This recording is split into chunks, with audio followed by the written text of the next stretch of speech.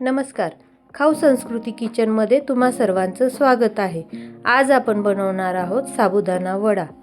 त्यासाठी मी सर्वात आधी भांड्यामध्ये उकडून घेतलेले बटाटे घेतले आहेत.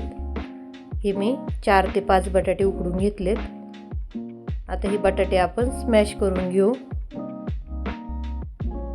एकदम बारीक किसूनही नाही घ्यायचेत आपल्याला थोडेसे स्मॅश करायचेत. त्यानंतर मग आपण यामध्ये भिजवलेला साबुदाणा घालू. 2-3 तास मी साबुदाणा भिजवून घेतलेला आहे. साबुदाणा भिजलाय पहा. आता आपण तो भांड्यामध्ये काढून घेऊ. मोकळा करायचा व्यवस्थित. सगळा साबुदाणा भांड्यात काढला की त्यानंतर मी भाजलेल्या शेंगदाण्याचा कूट घेतलाय. शेंगदाण्याचा कूट एकदम जाडसर केलाय मी, बारीक केलेला नाही आहे.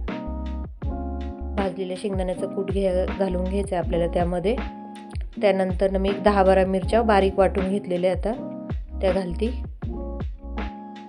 आणि चवीनुसार मीठ घालून घ्यायचे. आता हे सर्व आपण एकत्रित करून घेऊ. व्यवस्थित मिक्स करायचे. काही ठिकाणी उपवासाच्या पदार्थामध्ये जिरे, कोथिंबीर याचाही वापर केला जातो, पण मी उपवासाला जिरे किंवा कोथिंबीर वापरत नाही, म्हणून मी फक्त मीठ, मिरची आणि शेंगदाणे याचाच वापर केलेला आहे. पहा आपलं आता सारण तयार आहे पूर्ण. आपण याचे आता वडे वळवून घेऊ. हाताला पाणी लावून घ्यायचं आहे आणि त्याला आकार द्यायचा आहे वड्याला. आधी गोल करून घ्यायचा आहे व्यवस्थित आणि त्याला हलक्या हाताने चपटा करून घ्यायचा आहे. पहा या पद्धतीने मी वडे तयार करून घेते. एक 5-6 वडे मी तयार करून घेते, मग आपण तळून घेऊया. अजून एक वडा करून दाखवते बघा तुम्हाला मी.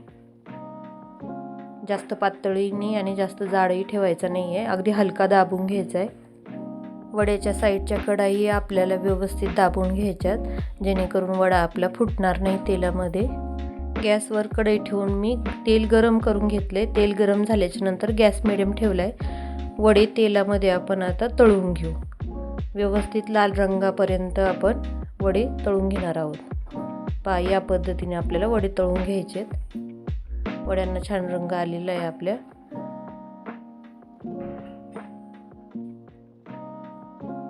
आता आपण राहिलेले वडे आहेत ते तळून घेणार आहोत. आता यानंतर आपण या वड्यासोबत लागणारी चटणी तयार करून घेणार आहोत. चटणीसाठी मी भाजलेले शेंगदाण्याचं कूट, हिरव्या मिरच्या, खोबरं, थोडीशी साखर, मीठ आणि लिंबू घेणार आहे. लिंबाऐवजी तुम्ही 2 चम्मच दही वापरलं तरीही छान लागते चटणी.